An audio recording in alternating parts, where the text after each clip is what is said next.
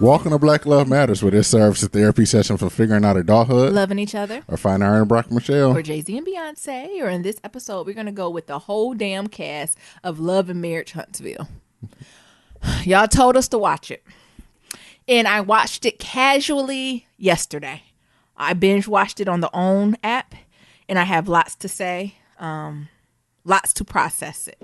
But between, what's his name, Marsal, Montel, Melody, Tish, who else I'm missing? Winnie or Whitney? Kimmy. Melody. All of them niggas, I got lots to say. But black love is black love. Even in what they call it, the LLA. They tried it. ALA. That's the dyslexia. The ALA. They talking about this ain't the ATL, that's the ALA. First of all, Atlanta didn't think they were in competition with Huntsville. Really? Who thinks anyone is in competition with Huntsville? Why they kept calling it Rocket City? Like they ain't, like there's not other NASA headquarters in the United States. Like not why there's not other NASA bases in the United States. Right. We Rocket City. Shout out to the Compact crew. Those who watch Love and Marriage Huntsville, you know what I'm talking to. Just shout out for that black love.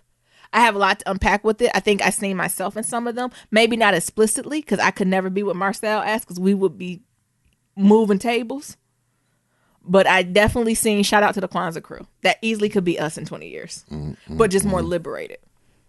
Yeah. Niram, we're going to unpack this. But Niram? Yes. I definitely seen elements of the Kwanzaa crew on this. And I know why the Kwanzaa crew is beefed out. I almost want to call all the Kwanzaa crew to be like, could everyone in the Kwanzaa crew please watch the first 4 episodes of Love and Marriage Huntsville and let's make it right. Because as crazy as they're looking, you know what I realized? What? We were looking just as crazy. Yep. If anybody on the outside was looking probably at what we were arguing about, or disagreeing, I shouldn't say arguing, what we disagreed about, they'll be like, y'all ridiculous. Y'all have a good thing. Let it go. Who is you? I'm Nero. And I'm Nyambis. And this is what? Nyambis. And this I got a splash. Oh my God. I told you I'm still drinking my y'all know last weekend when I bought a box wine of rosé, I'm still sipping it. I don't know how many bottles of wine is in it. And I felt it today. Didn't it feel heavy? I don't know. I haven't drunk but one glass. Don't do that, Niram. I haven't. You've drunk only one glass of rosé? Yes. One glass. Well, I've had a glass every night. I know. And it varies. I try to make concoctions. Like one day I'll put a glass, some, what's it called? Pomegranate juice. Pomegranate juice, seltzer, fruit, spritzers, all that type of stuff. And I went to fill it today like, oh, it must be about gone. That bug at least more than halfway full. This is episode 223. Be sure to leave a 5-star rating and review on Apple Podcasts. Y'all know the deal. Help me, help you. Help us with the goal. 2,000 reviews in 2019. Grab your mama phone, your daddy phone, your sister phone, anybody who got an iPad, your kid's iPad, their tablet, and go ahead and leave that 1, 2, 3, 4, 5-star rating review. It would be greatly appreciated. And follow us on all forms of social media. Black Love Matters. That's Black One Okay. What's going on with you? Stop playing with Mabel and talk. What am I talking, Niram? That's your intro. Stop playing with Mabel and talk. Niram be jealous when me and Mabel bond. Well, where do I begin? I don't have much of a check-in. I'll start with I took Mabel around some colleagues. And I don't know, should I be proud, Niram, or embarrassed? Proud. So some of our colleagues has dogs, and some of them like just got dogs, and some of the dogs, like the dogs' ages range from 11 years old to 7 months old. So we all decided to go to the dog park together. And there's like a dog Mabel size and a dog that's what? A pit bull. It's not a pit bull. Is that a pit bull? Yes, that's a pit bull. That is not no that pit bull. That is a pit bull. That dog is a pit bull. Is he? Yes. He's so cute. I think pit bulls are cute, but you think he a pit bull mix? He might be a pit bull mix, but he a pit bull. Oh, and the pit bull that's 7 months old. So when Mabel first met the pit bull that was 7 months old, were you there when they first met? Have you ever seen them interact? On that one time when he took Mabel's ball. So it was similar. So tell about that time. Well, we was playing fetch with Mabel, and the pit bull got rough. Cause he like ran over there and knocked Mabel down, grabbed the ball, and Mabel got rowdy, and she turned to pit bull energy on the pit bull. If she was a little bit bigger. Mabel is 10 pounds, and he's a clean. 30, 40. 40 pounds. Clean. And y'all know pit bull energy. So we're not talking about a beagle 40, because a beagle 40 is real soft.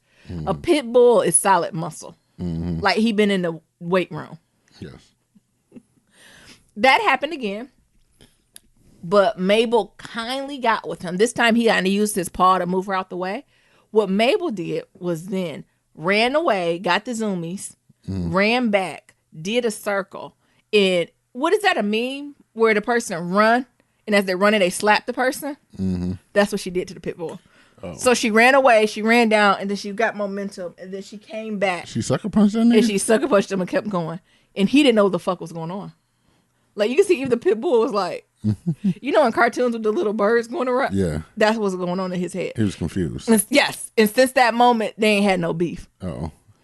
Because Mabel ain't no hoe. Their beef was done, right? They'll sniff each other. They might do a little growl. But as far as like that, like, done.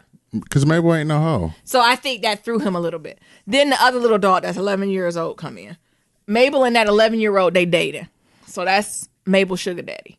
I think he's some type of terrier mix, but he 11 years old, missing a couple teeth. But what he is a gentleman. He's a gentleman. He brings all his toys to Mabel. He just follows her around. And you know how dogs look like they smiling? I don't know if he's smiling or thirsty, but he's staring in her face, and he do that all day, right? And just follow her around. Mabel will get in my lap, like, I'm done playing. And the 11-year-old just sit by my feet to be like, well, I'll be down here when you done. So he come in, see Mabel, get excited. But from the left corner of his eye, who he see? The pit bull. 2 males. Pit bulls didn't go for him. Pit bull wasn't main energy though. Like, he like, oh shit, somebody to play with. Right. And then immediately the little terrier, Mabel boyfriend, starts showing he only got a tooth because he old. So he immediately starts showing his one tooth. And then they go at it and they're violent. And then as Mabel's seeing this, Mabel comes from the back and then barks at both of them and they break it up and stop. Then again, they're all playing and the boys keep going at it. And this time, the big pit bull kind of lunged at the little dog. And that's when Mabel said she's had enough. And then she start barking, and she get 11-year-old courage. And then there was the 2 little dogs against the pit bull. And who won? 2 little dogs? Yep. The pit bull ran away. That's how it was the whole time. Mabel ain't no hoe. And then finally, Mabel had to leave, and the folks called me and was like, because every time the boys would fall out, Mabel would just come bark, and they would break it up. Me and Mabel had to leave, and the folks called me and was like, as soon as Mabel left, the boys start going at it, and they won't stop fighting. What is this? What is going on? What do you think that's attributed to? They're trying to fight for Mabel's honor, but what they don't know is Mabel's spade. So Mabel might be a lesbian. You know, in our household, we accept everything. Okay? You be who you are. Or no, what is it? Not lesbian. What is it when you're, was it demisexual? You're only attracted to people like under certain circumstances, gender, all that's fluid, right? It just has to deal like with intimate connection. And, or she might be asexual. Like she just might, because I don't think I've ever seen Mabel like hump anything. Have you? No. Usually girl dogs don't hump things. That don't mean that they can't. But usually girl dogs don't hump Well, things. how do they show their sexual interest? What you mean? They spot. They have periods and shit. Oh, so only male dogs, the ones who hump air. Desi used to do that a lot. Yes. I didn't know. Because they got a pink thing. Is it like dogs don't have sexual urges, or is it just like an innate response to reproduce? No. Is that what that is, or it's not? An innate response to reproduce. It's so, they don't find pleasure like humans. Only humans and dolphins find pleasure out of fucking. Yes. Oh, okay. My bad, Mabel. But the thing is that, you know, once you get them castrated, well, not castrated, what's the word for it? That's pretty much what it is. They chopping off their balls. What's the word for it? She don't have no balls. I'm just talking about the boy dogs. Yes. Neutered. Yeah. Once you get it neutered, like all that stuff kind of changes and they become like a different dog because like that innate thing, all the testosterone's all in their nuts. Is no more left? No. Yes, it is, Nir. I don't believe it's some science. left. Okay. It's some left, but you men. But not the high levels that was there. The dogs and human men are very something. Once they take your nuts, it's just nothing left. You're not a man anymore. You're just a Ken doll. Exactly. Shut up. They take your nuts. Where are you going to get the testosterone from? There's a lot more things. We get into a different area. But it was interesting to see that. What else is going on? Not too much. It's interesting to see how my job is celebrating Black History Month. Oh, you know, everything. Actually, we're doing so much for Black History Month. I now feel guilt. What is it? Survivor's remorse or survivor's guilt? when Rushmores. when the other months come around, because they didn't do half of this Oh. for any other month. For Women's History Month, Latin American, Native American, LBGTQ. No, I'm almost been there a year. So maybe it's a couple more months left. But I don't remember any other celebratory month going this intense. I'm happy for it. Like, we going in. Like, company-wide level, team level, org level. Everybody is doing something. Like, to the point where I feel like I'm back in higher ed. I'm on some type of panel, too. I was like, child, I only been here a few months. So how I'm going to talk about diversity and equity and what Black history means to me and all that stuff. I'm going to practice with y'all next week. Yeah. But but the thing is, it's going so deep that now I feel like I got to go through my calendar and highlight the other months. No. So, like, and it's not that I don't participate in the other months, but I'm more passive, right? So once I get like an email or a notification or somebody tell me it's going on, then I'll look at my calendar and do it. But now I feel like I need to actively be the person saying, what are we doing for Hispanic Heritage Month? What are we doing for Asian Pacific Islander Month, right? Like, what are we doing for Native American? You know what I'm saying? What are we doing for LB Pride Month? Is Pride a month or week? Well, I'm giving Pride a whole month, honey. What we doing for Pride Month? You know what I'm like? I feel that because it's so. And don't get me wrong, I know we built this, Black people, but shit, to the point where I was like, "Oh, we own, honey." Thank you. To the point where I think as I walk in the hallways, I think the white people want to be like, "Happy Black History Month." Oh. Like, is that like, how do you? I don't know. If Happy Black History Month. Thank you. I don't know. I think someone slipped in the meeting and said it like earlier this week, and I think I was the only Black person. It was like, also we at the end. It was like, oh wait, before we leave, we want to acknowledge, Happy Black History. I mean, just to everyone, Happy Black History Month. What? Is that a thing though? Are you supposed to just wish Black people Happy Black History Month? Is that a thing? And you know me, thanks. If not, it should be now. You know how they were like Merry Christmas and Happy Holidays? Yeah. Happy Black History Month. Yeah. Happy LGBTQ Pride Month. Happy BHM. Oh my God. So this is new to me. And like I said, I came from higher ed where, all the months were highlighted. But I feel like we going deeper. We got more events than higher ed folks. Mm-hmm. I can't even tell y'all what's happening because y'all figure out why I'm working. Mm-hmm. Like some of the events I'm lit about. Some of them I'm like, the one I told you at the end of the month? Yeah. I am lit about that. But, higher ed too bourgeois. They might not appreciate that. Mm-hmm. Where I'm like waiting. Maybe one day I'll tell y'all what it is. Patiently waiting, huh? Yeah. Also, my team, we're like the late cousins or the black sheep. I don't know which one. We're doing the secret snowman. What? What day is it? What day of the month is it now? It's February. And we exchanging holiday gifts. Y'all like 2 months off. What the fuck is wrong with y'all? We say every day. What is that? What's that? The Commodores? Every day is a holiday, honey. And we just decided to do it for Team Pride. And we all put our names in a hat. And we all drew names. And we're going to just exchange gifts. Interesting. And then we all bringing treats in. We're going to eat cupcakes and exchange gifts and say thank you. Oh. At first, I was like, what the fuck are we doing? But low-key, high-key, I'm a little lit about it. It's nice to get a gift in the middle of February. I don't know if it's just Black History Month. Like, I want to almost say, is this a Black History Month gift? Like, treat it like Kwanzaa. Oh, my God. It don't feel good to get just a random gift in February. I want us to do this every 4 months. Oh. I might bring that up to the team to be like, can we just do a gift exchange every 4 months? So I'm excited about that. I had to do some shopping. Niram went with me, and it was good. As you can tell, I'm all over the place. Niram's jealous also because we bought a toy for Mabel. And I taught her how to use it. And you didn't. Not teach her how to use it. She was just playing with it a second ago. I know. Mm-hmm. Your turn, Niram. I really ain't got much going on. My manager at my job might not be there much longer. He won't. So he's a young guy, biracial, and he doesn't understand the privilege that he has. Right, he's more white leaning than he is black leaning, and I want to be like, bruh, but you still what be like, in his head, yes, or culturally or aesthetically. I think in his head and his values. Ooh, don't do that, not in his damn values. And his values, because it's like woke white people. But he's a white person. He's not happening to be white. And yes, okay, he is white. Gotcha. Who happens to have a black mama, but he definitely He happens to be black, so he the opposite. He's a Yes. man who happens to be black. Right. Oh, that's terrible. Right, because like, you know, I was just getting some more stirred. This food and joined the white fraternity and everything. Oh God, how did they? Oh my, I'm sure they called him all types of coons and niggas, and he laughed it off. And it was one of those fraternities that was in the news on the bus. Shit, all of them Talking about nigga this. pull them by. Yes. So anyway, so he has this whole bro mentality. Everyone's snowflakes. I don't know why anybody want to be a Democrat type mentality, right? Oh, black ass. And the thing is, I get it. Like his lifestyle, he's very privileged. Like he told me about some incidents where it went down. And if I it was was like, a black boy, he would be under the prison. and it was like, if it wasn't for your white daddy, you'd be Under the prison. If not dead. Honey.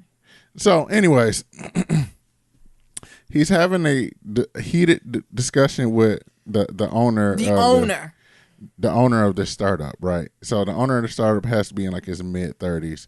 Too old. The manager is in his mid-20s. 15. So they're going back and forth, and you know he's still on his blah blah blah. Everybody snowflakes.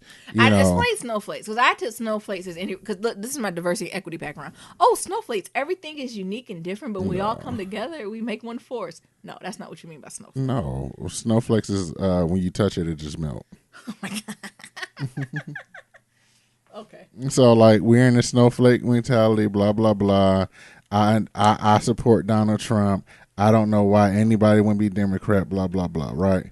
And I came in because I had just came in late just to pick up something, and I was like, oh, I'm not going down this route. So I put in my headphones, but I didn't put on no music. Oh, Nero. So I can see what was going on. So you know, I'm just moving, like circularly moving around it, like I'm orbiting around this conversation like the Earth and the Sun.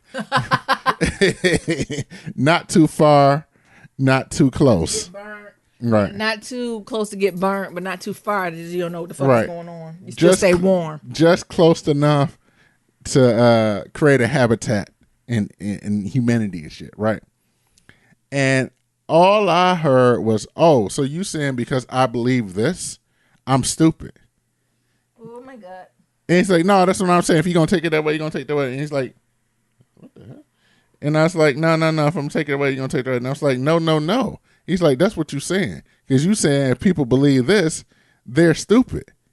And it's like, nah, that ain't what the fuck I'm saying. It's like, no, that's what you're saying. Mm-hmm. So then, you know, they go back and forth. And he's like, you know, you believe this, you believe that, and blah, blah, blah. And, you know, they're going deep into this shit. And I'm like, ooh, he ain't going to be here much longer.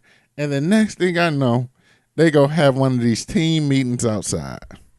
And I was like, oh, this nigga ain't going to be around much longer. So, you know, I worry for this young brother who's, you know, the manager of this startup. But, you know, it's interesting. It's very interesting. Exactly. Child. You know how they be. And so, you know, it's going to be something. It's going to be something. What you mean? That black boy going to get fired in that 6 months. I don't know if he's going to be there much longer. I'd give it 6 months. Because, you know, the one thing about white men is they masculinity and their pride is very fragile. Especially when you tell that white man, as soon as he start asking us, he's stupid. That's next to when white men be like, whoa. Yes. So when I heard, oh, so you saying I'm stupid? Yeah. Oh, so you saying I'm stupid? Because I believe this? No, you know, this is what I'm talking about. Everybody snowflakes and shit. You're going to be fucking soft. And he's like, no, hold up. Yeah. Pause. I own all of this. Yeah. You work for me. You work for me. Yeah. Be careful. I mean, so many lines was crossed, right? So just in a professional setting, you don't need to talk about that. That's your boss. He cuts your checks. I don't know if calling them stupid, right? Like, it's just so many things. But when you come from a place of privilege, it don't matter, right? Yeah. Because you'll be able to find the next job, the next opportunity. It's not as, you know, it's not something you got to think about. Yeah. So that's what's going on with me. What is your thoughts on it from the outside looking in? Oh, I think the nigga dumb.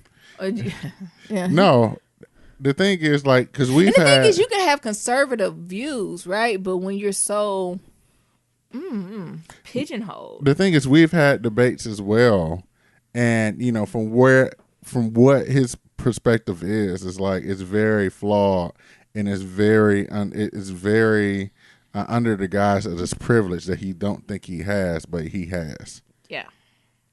It's like no one has ever called him a nigga. Right. Have you ever? No, don't have it with them. But like, has anyone ever? I wonder, has anyone ever like called him out his name? Like even the way he like addresses or like, you know, addresses like his black family. He's like, you know, my African American side, and I'm like, you are African American. You black. You can say my mom's side, dad's side, right? But my African American side, and I'm like, bruh, you both black and white. That means that's you too. It ain't the black white side, right? It's the mom dad side, right? And you are just as much as that poor poor hood part that your mother came from. Then you are just as you are from this rich, white, privileged part of California that your father came from. His mother must be Letitia. I don't know. From Love and Marriage Hip Hop Huntsville. I mean, it's disheartening too. Yeah. I think about the young man who's my colleague who's like, I didn't realize I was black, right? But I think the difference with him, he has a humility to him, right? Mm-hmm. Like, so I think even when he was like, I didn't know I was black, I think he knew he was black, but I really think he was like, I never brought my blackness to a professional setting. Mm-hmm. And I didn't know that was okay to do it. Honestly, that's what I think I said. Because did I report back to y'all that somebody finally got with him? No. He really found out he was a nigga. Because maybe not a peer, maybe a little bit of elevated, maybe a half a step above him, right? Not necessarily a boss or anything, but if we're talking about like hierarchy, maybe a half a step above him, like got with him and was like really disrespectful in communication. And he was like, "Who the fuck are you talking?" Like to the point where he didn't even know where to go, because I don't even know if I talked about a podcast. I had to have a meeting of like all the black leadership because some things were happening that I was like, I didn't want to do it in isolation. Like, I'm really big. If there's other underrepresented folks that are in leadership and our peers, when I move, I like to give them the heads up I'm moving and give them the freedom to bow out. Right? Like, I'm about to go in this lead meeting and call these white people racist. Do you got me or not? Either way, we cool. But at this moment, at the meeting of the blacks, we need to establish where you're going to fall on that side of the fence. Because if you don't back me when I say these white people are racist, that's fine. But what I need you to do is then mentor these brown babies behind the scenes, right? But what you can't do is just not participate at all. Right. So those are options I give my colleagues. So either when I say something, you be like, yeah, me too, y'all racist too, right? Or there are some things, or you could even be like, well, let me rephrase it different than Nyambi said. You can do any of that as long as you're co-signing what I'm saying. Or I need you to mentor these brown babies in the back. So I had that meeting to let them know it's about to pop off. And I just want to be up front with y'all where I'm popping off, because I don't want to be in the meeting and y'all start to sweat. To be like, ain't nobody told me to talk about white people today and racism. Nyambi called that man racist? Yes, absolutely I do. That's what you have to do. You can't pussyfoot. You have to hit people. You have to hit white people in the throat. To be like, your behavior was racist. And when you say that, usually they don't know what the fuck to say. And that gives you more space to continue talking, right? Because if you're like, well, so-and-so was uncomfortable. They be like, well, how? You know, they get real defensive. But when you hit them in the throat with so-and-so was racist, what white people do? No need to explain. You as a majority can't tell me as the minority what racism, what discrimination looks like. So let me explain the situation. And so they're in the meeting. They're looking like Near I'm looking now. Okay. You don't know. Have you been in a meeting when I've ever did that? No. It's beautiful. And so, like I said, I always give my blacks a heads up. And he's a part of it. Like, he's maybe like he's like a step, I don't want to call it a step, but like a hierarchy under me. And as soon as I said I was about to do this, and I was like, I really want to support these folks, because the folks I'm trying to support maybe 2 or 3 levels below me. Look, he slowly raised his hand. I too am a victim of racism and discrimination. I would like to call somebody racist. I would like to call somebody racist too, Nyambi. Sign me up. So when you say it, I'm gonna say it too. And it was one of those moments where everybody turned their head. They look cool to me. It's going to be 2 names. Racist. You going to say your name, and I'm going to say my name. So it was interesting to see. But I parallel the young man in my organization with yours. The difference is there's a sense of humility. There's a sense of conscientiousness, right? I don't think the young man in my org doesn't realize racism exists or things of that nature. I think he just didn't realize. I just didn't think he knew how to bring that to his professional life. Does that make sense? I don't think he knew how to address it. I don't think he felt comfortable calling white people colonizers, racist, homophobic, xenophobic. You know, I like all those. I like all those phobic words and ism words to call them. And giving a safe space to do it. Actually, I don't know how many people really have, because even when I said I was going to do it, one of the people laughed. They was like, you about to say that in the meeting? I said, where else I'm going to say it? I want it on the minutes. And they was like, what? They was like, well, because somebody was like, why don't you do it privately? I said, because I want it in the minutes. And they just looked at me. They was like, why? I said, because what do the colonizers say? They want everything, paper trail of what? Everything. So if any type of HR come and be like, what happened? I'd be like, go to the minutes. Oh, it wasn't there? Like, you know, like, people ain't going to forget shit. Like, I don't want it to be any confusion on what the fuck I'm talking about or why. Oh, and then you go to the next meeting when they had a review of meetings. I don't see where I called someone a racist. I mean, I don't call people. But that's how you do the paper trail. Because when you have these one-on-one side fucking meetings, people create alternate realities and shit what happens. But when I go to the meeting with everybody, it's on the minutes and there's multiple people there. And usually it's a handful of folks who are advocates, right? It's a handful of people who happen to be white who be like, yeah, that is some racist bullshit. Right? And I don't go there and be like, Tommy, you're fucking racist. Get the fuck out of here. Right? I go through the situation, explain both sides, say this is an example of systematic oppression or racism. And how our organization sits behind it, right? And how our practice and our words aren't in integrity. Right, you know, and that's saying you're racist. This is racist. This is bullshit in a professional way. But it's saying it, and it's a way for me to have a paper trail of it. And it's just not me. So it's one of those things to be like, you know, if anything ever pops off, and not even just with me, right? So if this behavior becomes consistent in someone who's so many levels before this person of power, usually when they talk to HR, they're like, well, can you provide examples of this? That way you can go and be like, well, there was countless discussions at X, Y, and Z meetings about these behaviors, and you can see what happened or what didn't happen. Right? Because that's all I was told the blast. They was like, well, what do you hope to happen from it? I was like, honestly, I don't think anything's going to happen from it. That's why we're having side conversations with the babies to coach them through it, to get them to the next step. But it's important to have a paper trail. So every time it happens, I'm going to do it. I'm calling them racist. Right? So it's in the what? It's in the minutes. And we have a what? Paper trail of it. Paper trail. So when it does finally hit the fan, we can go and just run it down. Is that too strategic? Is that? No. Is that That's it's the long game. That's how you got to tear the racists down. The long game of it. To the point, even in the meetings, like people are like, oh, now y'all be calling somebody else racist. But they don't know. I'm just doing it to pull when HR come.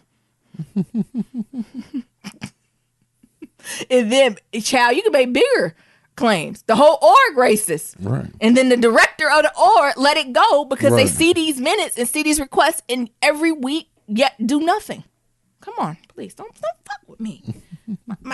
Look, a couple previous employers fucked with me on not keeping a paper trail. But they did nothing but teach me on the importance of a paper trail. And owning that. Thank you. Thank you, Nets. Sorry, Nero. Shout out to Ariana. Thank you, Nets. Why that girl get them tattoo on her palm and is wrong? Anyways. I know what I'm talking about. Yes. She done got 7 rings tattooed on the palm of her hand. What the Gucci man is happening? And not only did she get it tattooed on her palm, but it don't even mean it the means word like trash or something. She like tried that. to use her Italian privilege to say, I just couldn't take the pain. What the millennial force? What the millennial force? What the millennial excuse is that? You sound stupid. So now you got trash written on your hand. Yeah, I don't know what it is. I think she got cast iron skillet on there or something. I don't know.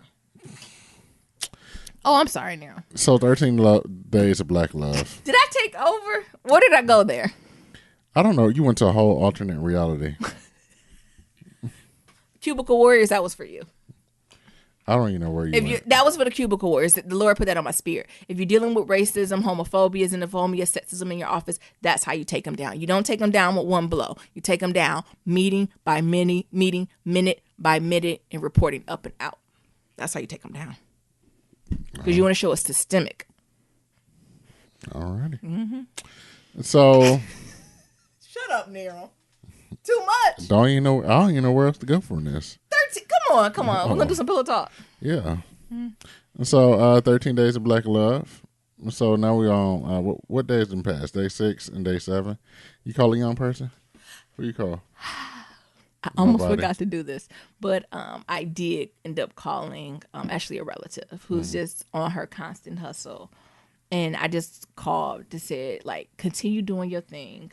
I know when you first started this, everyone was smiling and like, oh, good job. But her relentlessness, focus has been sickening. Mm-hmm. Right? Like, sick. The things she doing at her age, I didn't. Mm-hmm. I get it. You know what I'm saying? I haven't, right? And I think because it's cousin, a lot of times people are like, well, you should do what Nyami did, like, but she created a whole lane for herself that even at my age, like, I don't know if I'm even confident enough to do or have the wits to do it. So, cheers to you, and continue to move forward and know that I see you and I appreciate you and I love you, and that's what I said to her. Mm-hmm. Mm-hmm. You know what I'm talking about? Yeah. Yep. I called my nephew. Did you have the same conversation you had when it was like catch up with someone? What did you say this time? Oh, which nephew? Oh, I called his brother. Oh God, not Sir Mitts a lot. Yes, Sir Mix a lot. And how did that go? Maybe we need to give a little background on him. It ain't nothing really to give. He's no. He's a typical Detroit nigga. Don't do that. He's a sweet boy. He's very sweet. Well, why don't you give some background there? Because I don't know what to say. Yes, you do. Mm-mm. He's a sweet young man. Mm-hmm. But I think he has alternate personas. Because when I see him and we hanging, like, he's so polite and he tells me I smell like coconut butter. Uh-huh. And, like, I don't know. He, like, pulls out my chair and he's always complimenting me. And then when I see him on the internet, he turns into, like, Chief Keef. I just don't. Like, I don't even know that internet persona. And, like, if anything ever happened, I would gladly be the person on the news to be like, that is not him. That's not him. He always called and told me I smelled like cocoa butter. He always told me I smelled nice and pulled out my chair for me. He's just sweet. Or just had a good conversation, right? Super polite. Like, I don't even think I've ever heard him swear around me. Mm-hmm. Right? But on the internet, that's not true. No. Just don't know. On the internet, he is definitely thumb thugging. He a killer on the internet. That nigga is a thumb thug. Yeah. So, just had a conversation with him just to say, hey, man, just following up with you, man, to see what, what's going on. Yeah. How can Unc help, in my capacity? Mm-hmm. Just say I want to support you and I want you to win. And what he said, did he appreciate it? Yeah, man. Thanks. I think he was high. Thanks. Oh, my God. Did you ask him? See, that's how you know you ain't a real old school uncle. Niggas, you high. Because as an auntie, I would. Is you high? Niggas, you high. Don't lie to me. No, I can just tell in his voice. How so? Because that nigga, he talk a certain way when he high. How it go? Yo. Oh, I can't do all that delay. That's like Jessica Dime and that woman. I can't. Thanks. And Sean, I can't. Bird. What's the Jessica Dime name? Bird. Yeah, man. I do need to focus up. Is he 30 yet? No. 30 gonna hit him in the face. Mm-hmm. And so that was day 6. Day 7 was a free space. What you do? Today, the 7th is today, right? Oh, I don't know. Or yesterday in podcast world. Oh, yesterday in podcast world.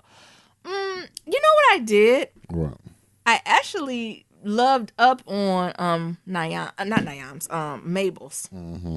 It was just like a Mabel's in Nyam's day. Like, I think I was just a really good fur mom. What do you think? Oh, never mind. Not asking. You took her toy away from her. What? Because I think it's bleeding. I think it scraped her gums. This cheap ass Walmart toy. That's what's supposed to happen, baby. It's supposed to help build the gums up. Okay. I don't think she's supposed to bleed, Nero. Get the fuck out of here. All that hood. What is that talking about? Niggas in the hood like learn from pain instead of love. It gotta be an easier way to strengthen her gums than to make them bleed. Baby. You nigga, to make your gums bleed. Don't when you brush your teeth too hard, them shits bleed. You're not supposed. And then you learn. I didn't brush my teeth too damn hard. Between Niram and our neighbor next door who think he's John Mayer, I'm about to lose my mind. I think you should give it back to her. We'll talk about it off air. Mm-hmm. You see, I took that away. I'm throwing that away. No, that's what happens, baby. Come on, Nero. Y'all, are there any vets out there? Any black vets? We bought her this toy. Explain the toy, Nero. It's like a chew toy, and it's like hard plastic, and it got like nubs on it. That's what they like help massage her gums and shit as she bite on it. And you know, there's a few drops of blood on it, and I think she was just biting on it too hard. And Naomi took it away, and I think that she still should have it if she chewing on it, because the thing is the chewing is what they help massage the gums and like help build it stronger. And if it happens to have a little blood, that's okay. Ooh, you can take the hood out the nigga. What you talking about? Nigga, I don't think anything that draws blood is appropriate for a dog. No. Yes. I need a vet. Can y'all let me know, is any vets out there? I'm going to Google it. Thank you. What you did. Me and Niram having some real core value differences when it comes to raising of Mabel. And it's so strange because core values when it comes to raising Clears are very clear. Mm-hmm. But with Mabel, child, we got to add that to the list of shit to talk about when you dating somebody. Not only your core values of raising children, because me and Niram already done talked about that. We, of course, there's things we agree and disagree when it comes to kids. But for the most part, like we have core values that are very similar and we're in line. Mm-hmm. But this fur parenting shit, we definitely disagree. Yes. Cleanly.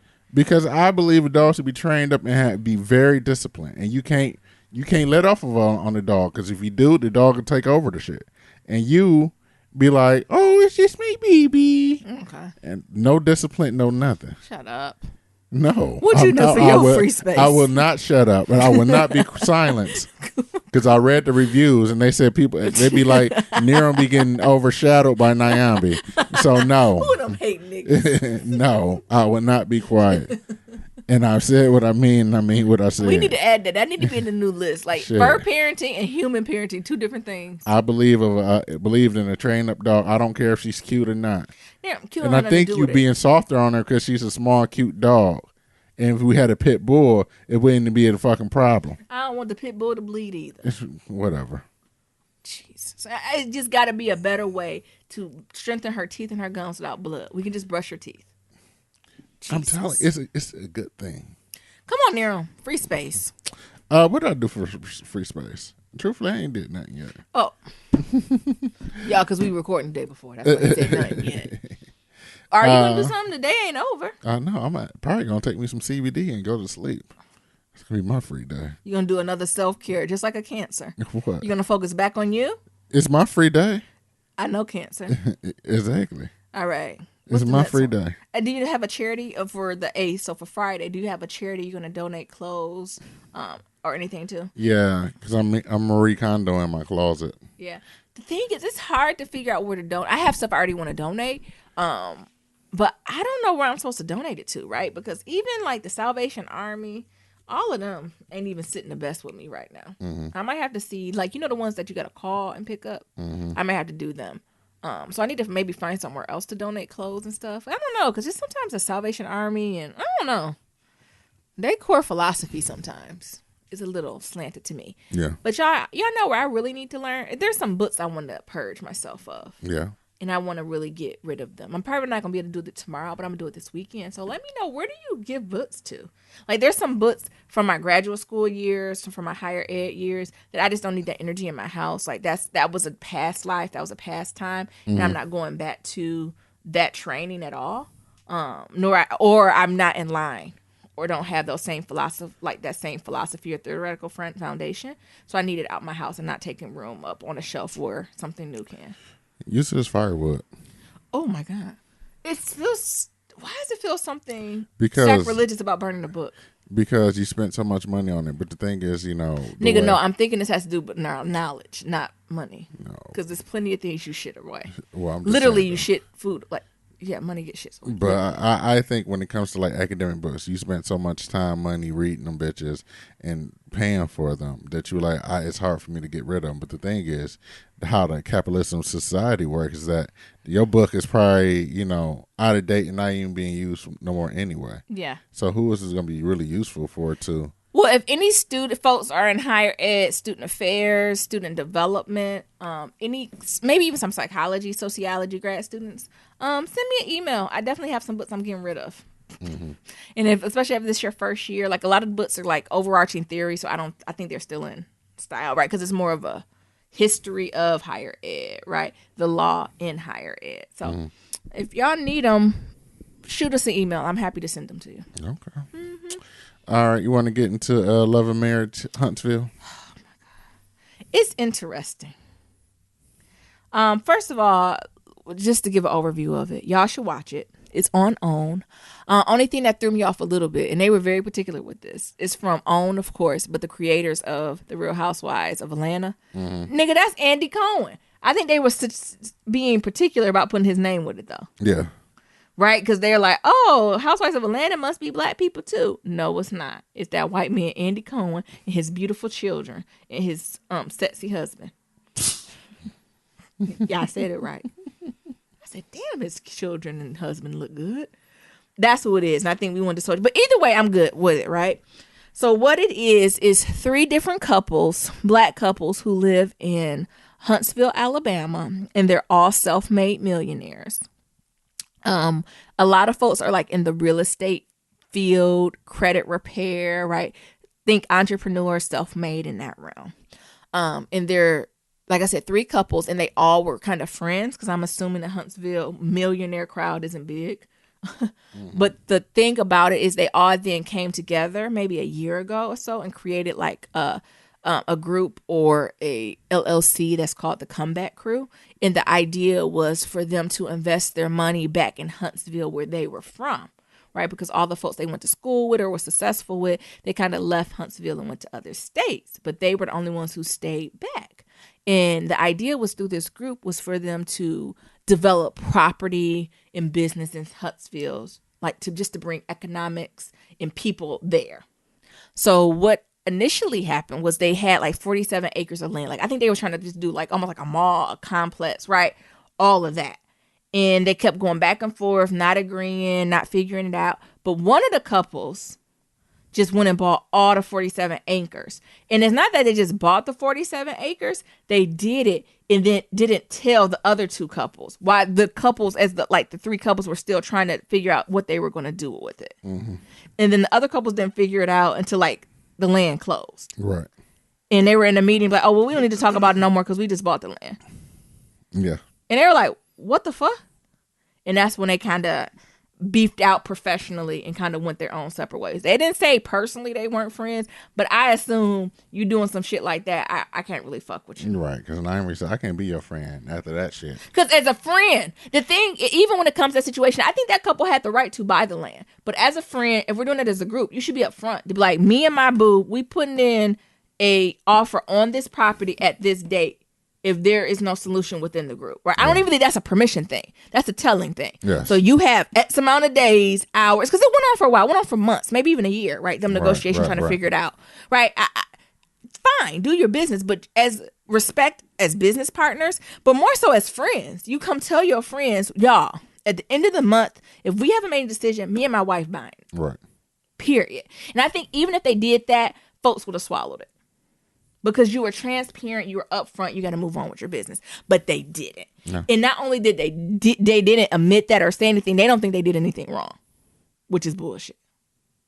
So then fast forward a year later, this same couple who did this, they're talking about, oh, I found this new property. It'd be a good opportunity for us and the Comeback Crew to get together. And that, what's their name? Melody and Martell. Couple motherfucking numbers 1. A mess. They've been together forever. I shouldn't say forever, since undergrad. And I don't want to shit on undergrad because me and Neil have been together since undergrad. But they've been together since undergrad on some Southern, I've never seen another penis in my life. I don't know. Like I pledged. I wore a chastity ring. Like, you know what I'm saying? Chastity ring? You know what I'm talking about? When you commit to the God and your daddy, you ain't gonna fuck, like that type of thing. Like very much that. And also to the point where they were like, yeah, when our friends were just hanging out, having a good time, you know, we were sacrificing and hustling, and that's why we're self-made millionaires. I was like, that go back to what Killer Mike would say. You can have an envy, right? You can have all the money you want, but if you're broken, It's going to be a rough divorce, splitting all that money, right? Yep. But so they have their own company called the Holts. So it's Holt and Holt. Yeah, Holt and Holt. So it's Martell and Melanie Holt, and they're a younger couple, and it's just a complete mess. How else do you explain it, Niram? How do you explain them? Like, they've been together forever. They funny acting. The T is this Martell man. He a cheater. And it ain't come out. Like, if they very much on some black, what happens in this house stays in this house. I don't need to tell nobody else. Mm-hmm. But it's like you cheated and you just easing on by that. I ain't cheated. This nigga had a full-on girlfriend on the side. And you know the nerve, the nigga and the woman Melody had the nerve to say. I mean, it would have been different if he respectfully cheated. The fuck is that? What is an oxymoron of respectfully cheating? And you know what it is? That southern shit. That's some conservative shit. Well, if he had the woman and I ain't know and she wasn't calling the house being disrespectful, that's different. Hey, he's still fucking around, swinging his dick around, getting it wet. He can bring back a nasty ass disease to you or a baby. Sis, ain't nothing respectful about any of that. And it's like they just do really shady deals. Mm-hmm. You want to talk about the other couple? Then it's Maurice and Kimmy, which is my favorite. Why do you think it's your favorite? Well, both of them are divorcees. Divorcees, lived a little piece of life. Both of them also have kids from their previous marriage. Both of them live life. I feel like they're straight shooters, though. Kimmy's a lot older, a little bit older, maybe 10 years. But they've been together for like 7 years, and then Huntsville. That's where they get shady, though. At it. And for Huntsville, Alabama, that's like 20 years. 1,000 years in dog years. I don't know. In marriage years, I don't know. Yeah. And so everybody's looking at them like, what the hell is going on? Why y'all ain't married yet? And blah, blah, blah. And I think the main thing is that they was just taking it slow. Like, both of them was already in the marriage and had like failed marriages, right? Yeah. And it didn't work well. And both of them had children and have to like blend this family. So they wanted to make sure if it, it was right. Family overnight. You can't right? You can't blend a family overnight well. And so he is brothers to Marsal that I'm pretty sure Naomi is going to talk about. Right. But I feel like they are the balance of the group, and they have the most sense out of all three couples. Yes. And I think Kimmy, since she's a little bit older, she do be giving a little bit mama vibe. But it's not mama vibe. It's the fucking truth. Yes. It's life. Mm-hmm. She's speaking from that seasoned wisdom, cast iron skillet that they're not ready for. Yeah. Right? I appreciated that they went to therapy and how transparent Kimmy was. Like, we're summarizing kind of 3 or 4 episodes, y'all. So y'all have to watch it. And as we watch individual episodes, we'll go in more detail. Oh, yeah. Spoiler alert. Yeah. Oh, sorry. I'll give little pieces of it. Don't worry about it. We might as well keep going. Y'all niggas can fast forward it. I appreciated them going to therapy and work. Kimmy talked about some of the issues that she was having, right? And hesitancies and just lead she was having. But Maurice received that so gracefully, right? He was like, I didn't know you felt like that. Now, and he thanked the counselor, was like, thank you for helping us see this, because I did not understand what she was going through or why. Now I will take what's needed to do to make my wife more comfortable. And I was like, damn. It could all be so simple. Like, I just want to tell Littlefields and Soulja Boy to watch it. It could all be so simple. And then the last motherfucking couple, Celie and Mr. Letitia Marsal. Letitia Marsal. They don't give you Marsal. Don't give you Mr. Vibes from Color Purple. I feel like that's how I think Funky Dineva said it. Like, when Letitia and Marsal have sex, they do it like Celie and Mr. You know, when Mr. was just missionary and boring, and just do your business. He just do his business. I think it was what Funky Dineva. He just do his business. And Letitia sit there and take it. And I hate how he treats her. And I think Letitia is playing a little into it, right? To be devil's advocate. Like, I think she knew exactly what she was getting into. I think she knew exactly what type of nigga Marsal was. But, nigga, when do you get to the point to be like, folks don't change? So, Marsal or Mr. is just a super conservative, prude black man. He keeps going back to Letitia to be like, we made this commitment that you would stay home with the children. Because I'm assuming she had like children back to back or quickly. And, that's the point where they're building their business. And I'm assuming they agreed that, instead of us paying for childcare, it's cheaper for you to stay at home and I can just work, right? And bring the money in and go from there. And I'm thinking at that time, she's like, yeah, mister. Just like Celie did. Well, she took care of Mister's kids. Yeah. Right? But now the kids is getting grown. I think their youngest is maybe 3 or 4, right? So about to go to kindergarten the year after full-time school. And Letitia, a young girl, right? She in her mid-30s. And she want to do something different. And Mister talking about, you supposed to be here at home. It's enough work. Well, shit. The kids in school from 8 to 3. And the little one going to half-day preschool. Right. Next year, she going to be gone all day. What the fuck? I can't get a real estate license, mister? So that's kind of, he's very misogynist. He's problematic. He is. Very.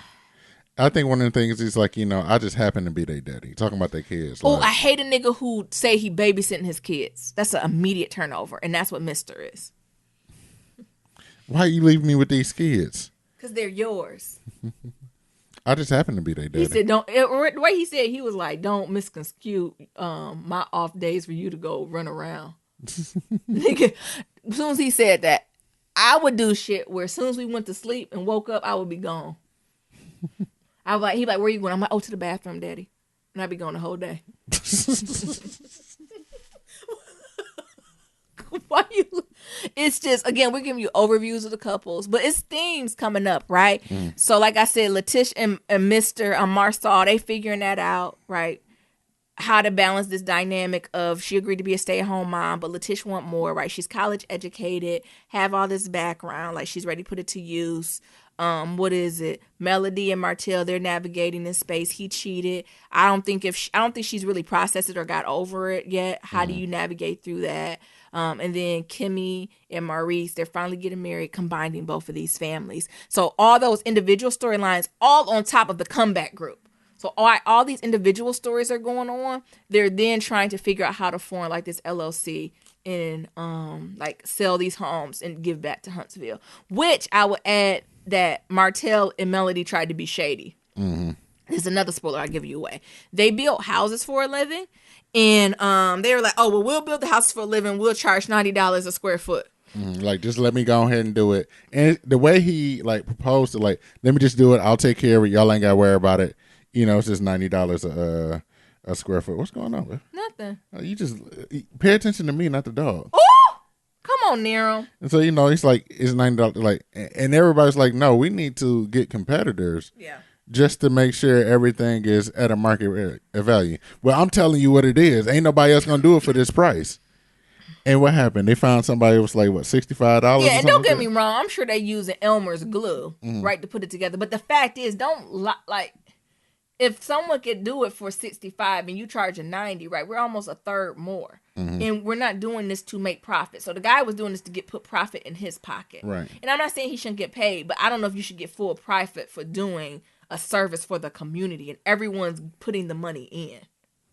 Right. And that's kind of what he ain't get. And I think that was the main thing, right? Is that like everybody's like, well, I got to make sure I get money in my pocket. And it's like, but the money's coming from the rest of us. Yes. It ain't like you getting money for somebody else. Yeah. Like it's we all doing this from the group. Yeah.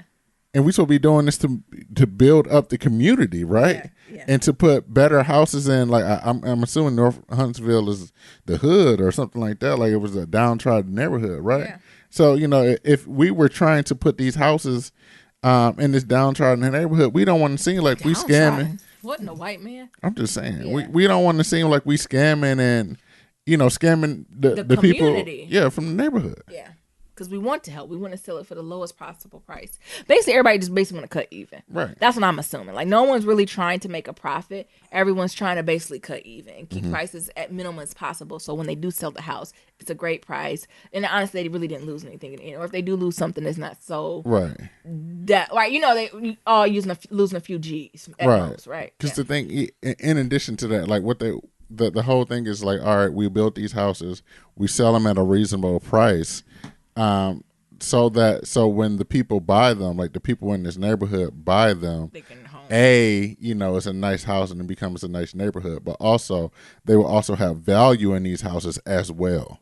So it's the whole notion of like giving people or like this whole thing of like generating wealth for like people in these neighborhoods. Yeah. Yeah. And then you keep going, right? And Right. if you do that so much, right, you have more folks in the neighborhood, more folks to participate. And then the idea is that they're going to continue rising in their business. And eventually you do get the big land. Like, because I think that's originally what they want to do on the 47 acres, right? It's to like a start subdivision or big something and like like that. get businesses and have them pay rent, right? But they weren't ready for that. That's why they were starting like just with 2 lots with 2 houses. And then you kind of grow from there. Yeah. Y'all watch it. Let me know how it go. All righty. You want to do some Shout Out Friday? Yeah, let's do some Shout Out Friday. All right. As always, to submit your, I was about to say Black Love Story. You can submit Do that too. We ain't 'cause got a lot of we ain't that got no. either. We ain't got no Black Love Story in a minute. Black love. All right, we got a podcast called Black Love Matters, Well, but ain't no. nobody submitting a Black Love Story. Yeah, submit them, y'all. What we supposed to do? I can't hound y'all niggas down for that too. But as always, leave a 5-star rating and review on Apple Podcasts and on Stitcher. And if you leave it 5 stars, we shout you out. It gotta be 5 stars. Don't submit no 4-star thinking you're gonna get read. It ain't getting read. Oh my goodness, Neil, don't be like that. I'm glazing right over it. I only do 5 stars Did you or better. get a 4-star? Is that why you bringing it up? Yes. And that one ain't getting read. You should read it. I might have to go back. I'm not reading it. I have to go back. You don't even have the know-how to even figure it out. Don't tell me I am a black woman. You don't. And I can figure it out. You don't have the know-how to even Tell me figure what I it out. can and can't figure out. Come on, Nero. So we got one podcast review from Apple Podcasts. It says love, love, love from I think this is Alex and me. And it says, Nero and Nyambi are everything. They are my family who don't know that I exist. Oh, we know you exist. They give Hey, all cuz. the realness and the feels and become a part of my weekly routine. Keep up the good work. Thank you. To 2000 and beyond. Thank you. I was thinking when you called Buzz Aldrin Buzz Lightyear. Put some respect. Put some respect on Buzz Aldrin. I was like, because I damn. don't got the courage to go to the space, honey. I was like, Buzz Lightyear's still alive? Don't do that to Buzz Aldrich or John Glenn or any of them men because I don't got the courage to go up in that air, honey. Am I reading the next one? Or you not reading the next one? You can read it. The next one is Raya, and the subject is Detroit. The message says, listen, ... I've been binging Crime Town Season 2 since I heard y'all talking about it on the podcast. Thanks for the recommendation.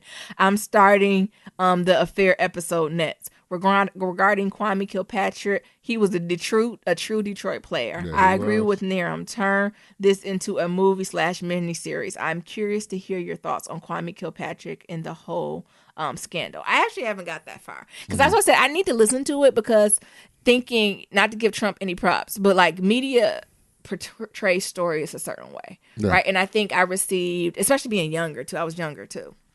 Like I think I received the Kwame Kilpatrick scandal in a very one-sided. I don't think I was able to absorb everything. So I think listening to the Crime Town, and after I listened to Crime Town, doing some more research, I definitely have a more thorough opinion. But I do think because he was a black man, they threw the whole book and everything. I don't know, but strippers died in the mansion. But then we talk about Ted Baker, who done killed black men. I don't know. She didn't die in the mansion. Where she die at? She just ended up dead. Oh, nigga, no. What you're not about to do is run game. No, she didn't die in the mansion. So someone killed her on the lawn and brought her in? She never died in the mansion. Where did she die? In the neighborhood. Nigga, on the sidewalk? On the block. What does it Dustin say? I was just minding my business, having fun on the sidewalk. On the block. What? No. Define block. Did she die in a driveway? I don't know where she died at, but She did not die in a Manugian mansion. they did not find her in the Manugian So mansion. how did they connect that to them? Because So that's why I need to be on the jury. the story was that she was there stripping and Carlita whipped her ass that day. It's too much. It's too much. I think I missed that. Or maybe I didn't. Allegedly. I thought she did whoop her ass, but like she came back and she player clubbed it. No. Like, you know, the Players Club where she be like, girl, you got to make that money. And she start putting concealer on her eye. Allegedly. Because I'm actually But they come I'm actually listening to it now. I haven't got to it. And so one of the things, well, spoiler alert again, niggas. So one of the things like the news people, because they're going back and getting the people from like Detroit Free Press and like the TV station, and they was like, she's under me. Because you over here looking for this dog. It's so distracting. Sorry. I'm trying to have a podcast and Come talk on, to you. Niram. But you over here like head on the swivel and shit. Men cannot do more than one thing at once. Shit. That is so distracting. Men cannot do more than one thing at once. So distracting. As a woman, I always have to be, my head has to be in 2 places. So distracting. I can do this podcast and look after Mabel at the same time. I need to see your eyes. Because I speak from the heart. I need to see your eyes. Okay, come on. But what I was saying before I was rudely interrupted. Come on. Is that the news people, like the people from Detroit Free Press and Detroit News, were like, we digged and searched for like this whole to find sources for this quote unquote stripper party and couldn't find anything. So who even came up with the rumor that it was a strip party? That's the thing. The niggas in the hood. Yeah. So that was the thing, right? There was like, there was this rumor of like strip parties and things of that sort at the mansion. Probably. And then like the news heard about it, so they started doing digging, and it's like we couldn't find like anything about it. Niggas ain't keeping invoices for. I don't know if strippers have invoices. But the thing is, it's like, but we found a lot of other shit. Like that the editor was like, well, you can find the stripper party, but what else y'all find? Yeah. So the thing after that became that, you remember that red Navigator? Yes. That Carlita had? Yeah. So that became a thing. Like, why did she have a Navigator that was that had like a city lease on it? Oh, I do remember them. And they're talking about like cars and using like state cars, which I thought was weird because as state employees, it didn't surprise me that the like prosecutor and like it doesn't surprise me that they wouldn't have a state, like now in my mind, like that you wouldn't have a state owned. But the thing is like, it was a lease, and also like the way it was made. So it was shady. By law, you have to report everything, all purchases over $25,000. And she did. But the lease for the car was $24,925. And we work for the big 3, so it's ways to make that happen. And that Navigator was fly. First of all, I don't know a Navigator that cost $24,000. That bitch was red, had TVs and 22s. It wasn't modest. It was. It wasn't a Prius. It had spinners on it. It wasn't a Prius. So like they found other shit like that, like and other uses of the city credit card, right? Yeah. Like him going out to different towns. He went on his whole speaking tour to say like Detroit is on the rise and things of that sort. So he's taking people out, dinners and things of that sort. And he's using the city credit card. Which I would say, and there, as Nyambi would say, it's a normal thing, right? You should. It's a branding and marketing. And then the other thing is like these niggas. Look, I should have been on his team. I need to be a jury. Yeah, branding and marketing. These niggas didn't understand like how a FOIA request worked. So the Freedom of Information. Oh, shut up! They say they ain't know how the FOIA request work. So they started pulling out shit like Kwame Kilpatrick like to go to the spa. He's like, how this big nigga 6'5", 6'6", yeah, 325 pounds, yeah, love to go to the spa and get his foot rubbed and shit. What's wrong with that? Yeah. So they was trying to say like the spa was for something else. The spa, I know a lot of big. See, that would if we was in this time, they can be like, you gender shaming, like they could have flipped it that way. And so it was a lot, but it was interesting. I'm still going through and it. I'm sure the spa people, because they got their check, they were like, well, if the invoice said that he was here. Right? I think it's very interesting though. Like that's the whole Kwame Kilpatrick thing, especially for him to like call in and like give his side of the story and hear like the news people give their side of the story, and you trying to decide for yourself. Because in the end, like, what did he even go down for now? Like that is so blurry now that it's like, was this murder? Was this embezzlement? No, it wasn't murder. Was it like, you know what I'm saying? Like what were, and then it makes me think who was after him, right? I'm not saying Kwame was in the right? Because I know black folks, we get a bad rep because we take up for Kwame, and he did do some crooked shit. But the thing is, it was like a lot of gray area shit. Yeah. So for example, Kwame had the most security out of any city mayor in the nation. I mean, Detroit a tough town. Like ever. Detroit's a tough town. In the history. Detroit's a tough town. Like he had like shout out to the YBI episode. 20 security guards and shit like that. What was the man who talking about no flyover? Yeah, no fly zone, trick. You got niggas like that who live down the street. I don't know. But it was interesting. Like they talked about like the hip hop summit, which I went too. Of course you did. Yeah, because I went to the hip Because hop you a summit. hood nigga. Yeah. I don't even think I remember hearing it. Oh. You know, that's when I went to my little mixed-tight school. Oh yeah, exactly. Oh, yeah. So I remember going to the hip hop summit and like some of the shit that they played, the audio, and like I remember being there because we skipped school to go there. Kwame, you know, I don't know if he could have raised to the presidency, but he really could have made some move. He could have been, like, I see him being big, like, he could have been big, like, in Congress, the Black Caucus. Like, he definitely understood the blacks. Mm-hmm. Right? And I think the blacks trusted him. Yeah. I think we still did. Because even, like, with the strippers and, you know, putting family on, I don't think that really surprised niggas. Mm-hmm. Nor did I think we were upset about that. Because you see white people do it for generations.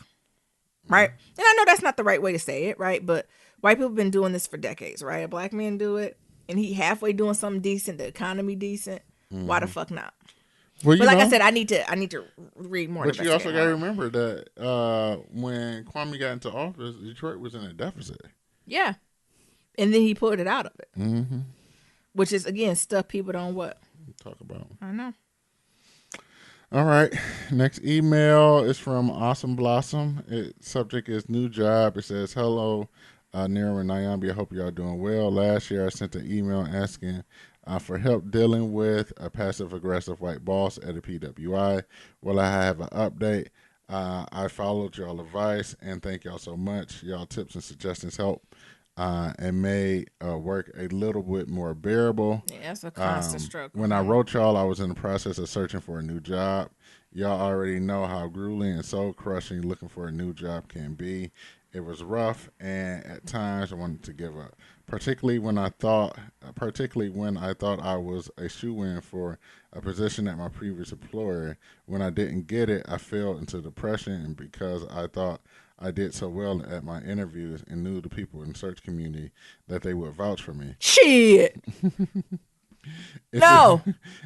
When it's actually in that situation, I'd be thinking, no. If it wasn't for y'all, my BFF, and the Lord, I don't know how I would have gotten out of this one. Mm-hmm. Thank y'all so much. Thank you. We appreciate thank you for sharing. Keep us updated. If there's anything else we can do to help, let us know. Yeah.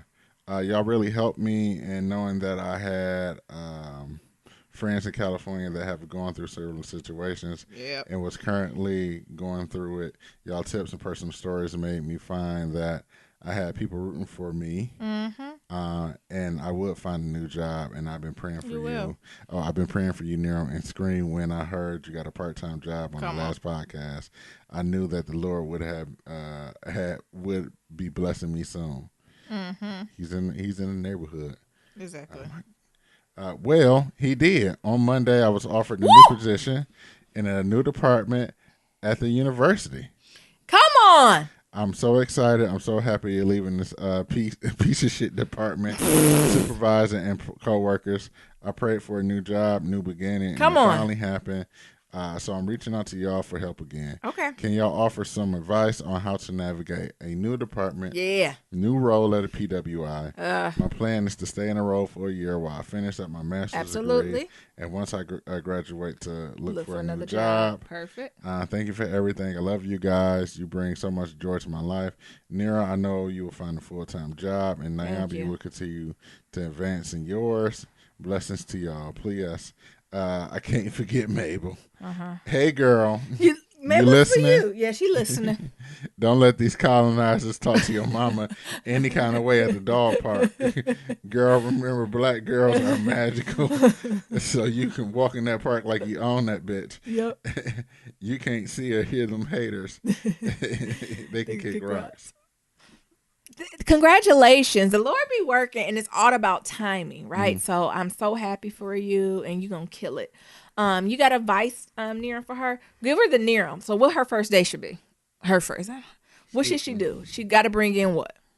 Donuts and coffee. Yep.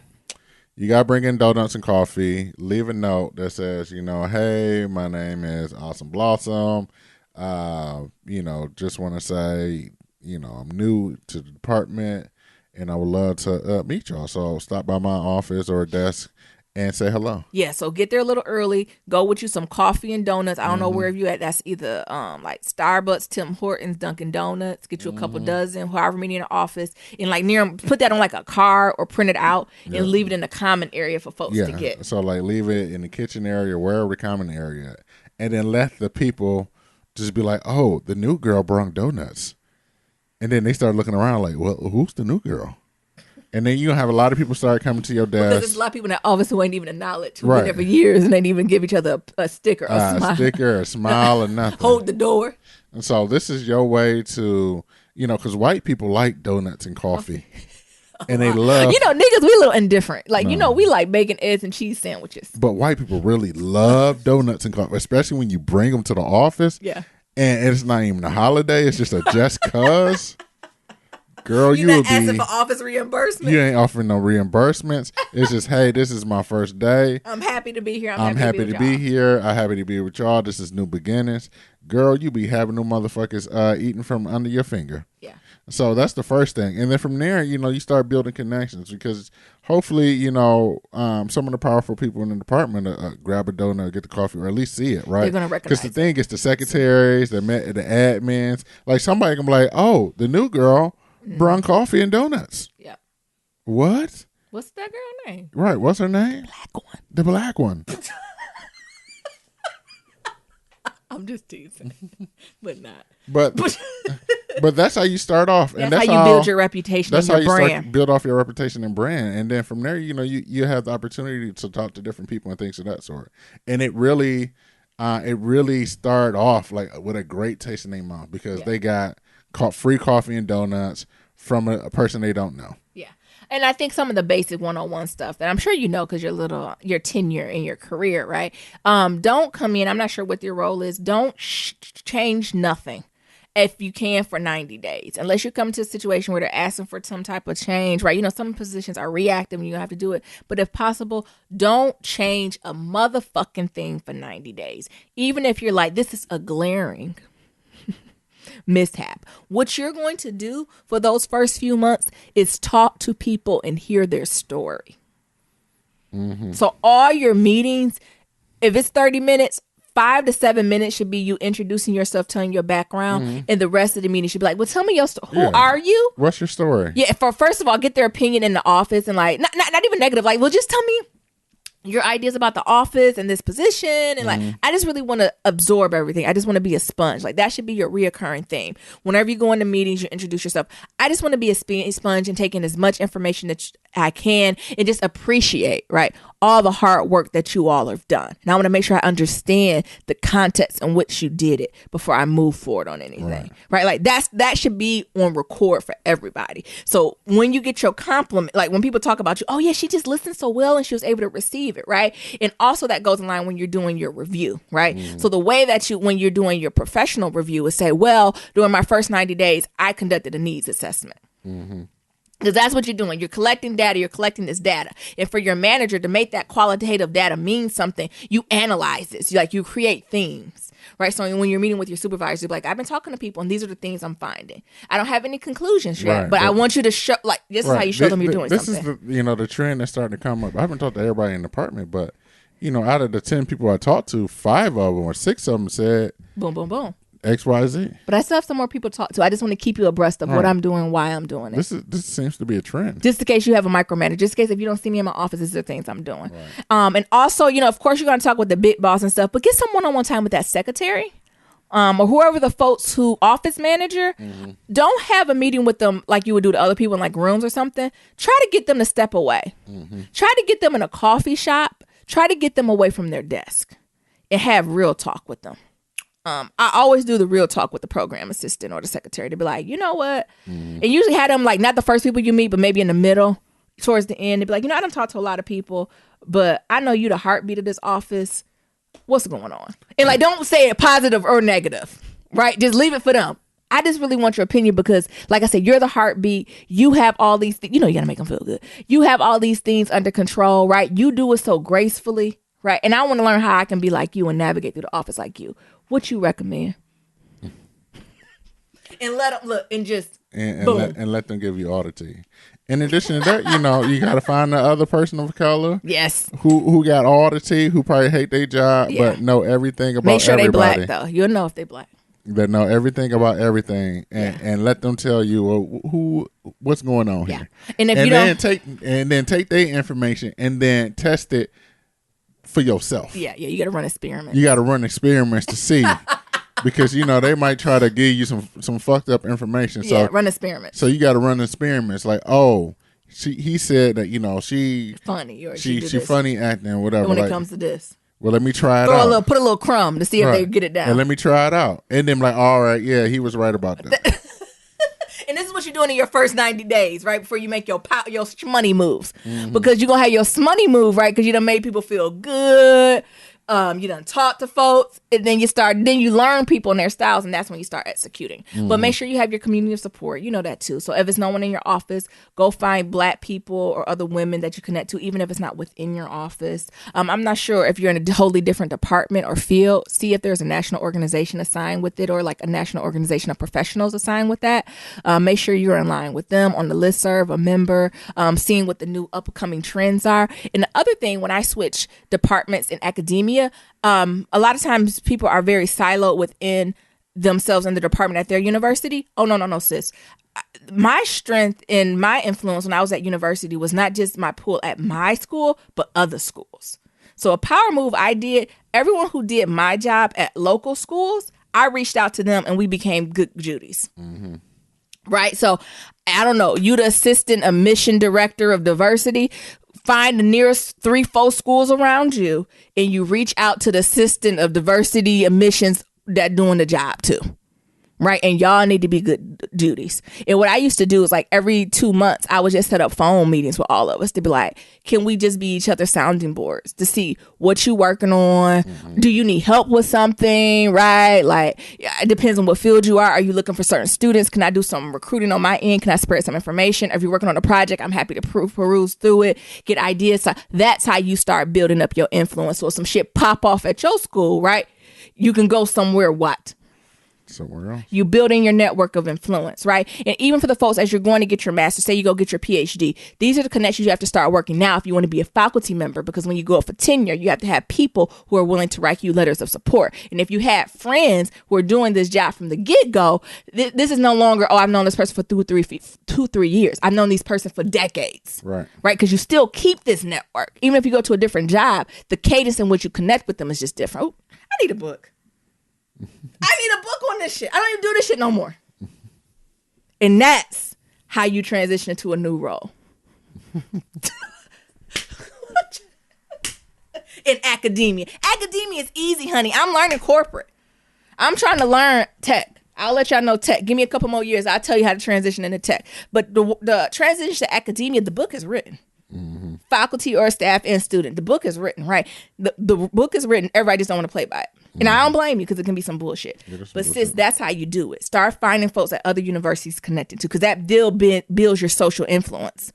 So even if, say, I have to use this as another lever to pull. So say you at month 5 or 6 and it's trying to really make a move, and you want to do a project, and your supervisor going back and forth, and you done brought the literature, the support, all that, and they're still like, I don't know. You know, what lever you pull? Well, when I was talking with so-and-so at the University of the White Man, this is what they're doing. And I know we're a peer institution with them. So do we want to be in line? Or do we want to be behind? And for the higher ed folks, you know what I'm talking about. So look for your peer and aspirant, am I saying that right? Aspirant universities. Mm-hmm. So every university have schools they want to be aligned with, and they have schools they strive to be like. And usually they're all close to each other, right? They're all driving distances, right? And since you now have connections and colleagues who are doing similar jobs to you at these institutions, when you're trying to make much money moves, that was always the card that I pulled when I knew the whites were scared. To do because they see me slowly breaking down systematic racism that made them scared. When I always can put a lever with like University of the White, or the prestige of the prestige is doing this, and I thought that's what we're striving to be like, unless we're not on that page. Mm-hmm. That's not what we're striving to do, and that always made them pause. Yeah. What do you think about that one? That's a good one, baby. So, just some tips. Yeah, go ahead and read the next email. Ooh, we just read this one, didn't we? No, this is another one from Awesome Blossom. Okay, perfect. Subject is fathers. It says, hello, Niram and Nyambis. Happy New Year. Nyambi, I hope you are feeling better. Niram, I'm so sorry for your loss. I totally understand how you feel about your father's passing. When I was young, my father was in and out of my life. Then when I was in high school, he tried to re-enter my life after not speaking or having seen me since I was in the 3rd grade. When he tried to build a relationship with me, I wasn't into it. I didn't trust it. I didn't want to be disappointed and hurt again. So for me, the relationship was purely financial. When I started college, I stopped speaking to him. I was so uncomfortable asking him for money and didn't want him to think I owed him anything. However, when I graduated college, I sent him an invite to my graduation after not speaking for years. I sent the invitation because at that point in my life, I was ready to try to build some type of relationship with him, and I wanted him to see that I had accomplished something without his help. Well, that Negro showed me. He didn't show up, and he had the nerve to call me the next day talking about he thought my graduation was that day. I was so angry at myself for putting myself out there and at him for the bullshit. I mailed the invite months before my graduation and had handwritten my phone number in it. So he obviously got it since he called me, but he purposely chose not to go. So on that day, I decided that I tried, and it was on him to build some type of relationship with me. It has been over 10 years and I haven't spoken or seen my father. I have told my mother and my other family members that if he dies, I won't go to his funeral. I don't want to be around his family because I don't know them and they don't know me. Why would I go? So the lies he tells his family and the people that know my mother, and that he wasn't lying and he's always been a part of my life. Nah, not going to happen. Negro doesn't even know my birthday. When he didn't attend my graduation, and it was the last time I spoke to him. So for me, that's when I said my final goodbyes. Niram, please don't let anyone tell you how you should grieve or process your father's death. You do what's best for you, even if it means not attending your father's funeral. Say your final goodbyes in your own way. Just know that your family, you and your families are in our prayers. We love you, Niram, Mabel, and I'm Nyambi, Mabel, in the podcast. Love, peace, and blessings. Thank you so much. That was such a sweet email. Yeah, thank you. Yeah. So yeah, and thank you for being vulnerable. Thank you for sharing. Yeah, that was very vulnerable. Yeah. So yeah, it's been a few updates and for my cousin and things like that, but I don't know. I don't know really how to feel about this. And things of that sort, especially with like. His health was improving and then it wasn't improving. And, I'm getting text messages from my cousins like, hey, his health is on the decline again and so on and so forth. So, Nyambi's trying to push me to go to Detroit and go and just go to Detroit, right? And I don't know. I'm definitely dragging my feet on it. You are. But I suggest I remind you to make a decision. You voluntold. I didn't voluntold. So, and that's the thing, right? Because I really don't know how to feel or if I'm feeling anything about this. And, I know that's not necessarily the best thing, but, it's my coping mechanism at this point in time. Because, like, what me going there going to do? Like, it's not going to improve anything. Okay. All right. Mm-hmm. Want to read the next email? Yeah. My contact is irritating me. You didn't need me to do it, or you got it? Okay, it's from Ray again. The subject is Friday's show. Message. I'm just a few minutes into the show, but I had to stop and say you guys a quick note. Niram sending you and your family peace and love. Now to the fuck shit. Nyambi girl. Andrew Caldwell's video of him in that fur court twirl and stomp is his motherfucking everything. But the best part of his social media are the comments. Now back to the show from your Midwest auntie. Isn't it? Have y'all watched Andrew Caldwell? You know what, sis? You right. Or Amy, because them comments, people are just savage. Like, and the thing, it's not savage where they're like, they're not violent or anything, but like, it's just some of the comments, they just be saying things. Are really, sis? Is that what we're doing? Like, it's just hilarious. Mm-hmm. And the thing is, he be talking back to them in the comments. You respond to any of his comments? No, I did not. I am what's it called? When you just creep behind. You're a lurker. I'm a lurker, but every time I cry and I laugh with joy, and I'm just a fan of him. Mm-hmm. Just continue to be blessed, brother. He like, and blessed to the Lord. He be serious. You know. Yeah. Go ahead, Daryl. All right, so we got one from Tiffany, and it says, "School district. Hey, Nero and Ayana, congrats on the new job, Nero. I'm going to keep this short and sweet. My husband is in the military, and we are currently in Suckville University, USA. Oh no. We recently decided to transition out of the armed forces and move back to home, and we made a list of our requirements, and our requirements are looking for different places to stay. My favorite happens to be in the Bay, and actually where my mother grew up in that location. We will be close enough to the metropolitan area without being too in the city. Plus, I have extended the area, and my parents are roughly an hour and a half away, and my sisters are in SoCal. My dilemma is the school district is absolutely trash. Oh shit. The city itself is ripe for a revival, aka gentrification, Gotcha. but the schools are horrible. We have two small children, one of whom will be starting first grade in the fall after we move.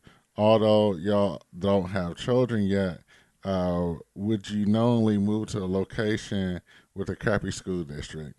We are very involved in our children's life, of course, and we will assist them in their education regardless. But I feel irresponsible for even considering to move to a city where my kids would not be afforded the best education possible. Hope that all makes sense. Love the show. Love both of you. Yeah, I think you can still move. I just think you got to just be thoughtful. So I think you need to make an adjustment in your budget, either for private school or supplementary education. Right. And if that's in the budget, do it. But if it's not, you got to be willing to do it. Yeah. Homeschool them niggas. Yeah, homeschool them more. It's supplementary, right? Like it's areas to see. Put their ass in a Montessori school. Yeah. Yeah, like so I think it's going to mean more pre-work on your end to do that. Or, or you can throw money at it, right? Like, so there's plenty of schools around here, but they just going to cost a coin. Right. So if you got the money, you have to do that, right? However, if you don't have all the money you need to do that, you have to do research, right? Yeah. And do some applications and see other schools that are maybe a little bit outside of the district, do some driving and things like that. And as we always say, even with these private schools, if they can get in, you got the coin, make sure your kids have the confidence to go. Yeah. Because that's what's very important. So that's what I would say. You're going to have to supplement some form or fashion. Or, maybe it's cheaper for you to hire a tutor, right? To come in, a few days during the week and on the weekend to help supplement everything else that's going on. And that gives you a little bit of, because first grade, they still learning their colors. No shade, but you know what I'm saying? Like, it's really almost about social interpersonal skills still. Right. And you can still teach them the stuff they're learning. But I say, as you get to second, third, fourth, when you start getting more of the core, like math, you want a professional to come in. But it's different ways to still navigate, because I think they're still young enough where you can kind of supplement and put things together. But you have to do that before you get there. Like, I won't come out here and then wait to do it. I would have to know what the option is before I came out here. But that's just me. I agree. Can you read the next two? My contacts are losing it. Yeah. The next one is from Josephine. I don't want to say her full name, so I'll say R. The subject is B. Smith. The message says, "Throw this nigga away." See, thank you. He's playing big. He's playing big. Bump, death, do you part. What about the sickness and health? Marriage is not a game. Commitment is real. Yes, your life is taken away by your spouse. You didn't get just to make up your own rules because she's sick. Well, you can't, but I will call you trash. If you don't want to be with her in a situation, you need to file them papers and let it go. Live your best life. Granted, I'm on the outside looking in, but that's just how I feel. P.S. Nyambi, girl, stop holding your tongue. I want to hear what you think. Every time you stop yourself, I know you missed out on something good. LOL. Y'all, I'm trying to grow. Even with the B. Smith thing, I had to grow. I told you my initial reaction was what? Trash. Like, I think I just read the headline and seen the picture of the nigga with the white girl. And I was like, trash. And Neil was like, you didn't even watch the story. I said, I don't. It's the spirit moving in me. It's trash. I think what makes it really worse is that his ass is with a white woman. All things aside. Black women wouldn't do that. All things aside, I think that definitely put the icing on the cake and the cherry on top that this nigga ended up with a fucking white woman. Like, you had the nerve in this bitch. She help out. Listen, because she loaded the dishwasher don't mean she helping out. Get the fuck out of here. You're right. I'm gonna be better. This is you want to say the name? This your girl. Who is this? Alina? What else? Nah. Oh, well, you're not even connecting it. Anyway, it says Married at First Sight.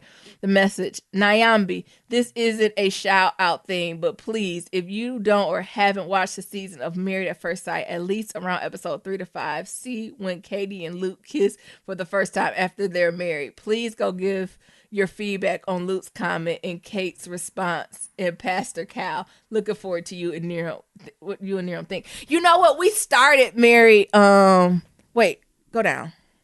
What? Married at First Sight. Oh no, I haven't watched Married at First Sight. I'll go look that up. You know what I'm talking about? What? Well, I've been watching the Marriage After Lockup or Love After Lockup. Love After Lockup. Y'all, that is my Friday night guilty pleasure. Extreme Love and Married After Lockup. Love After Lockup. Oh, Love After Lockup, honey. Friday night, me and Mabel be on that couch cheesing. To the point where Naomi just goes to bed. Yeah. And me and Mabel, we watch all the shows. Like, to the point where they'll play it and then they'll play it again and I watch it twice.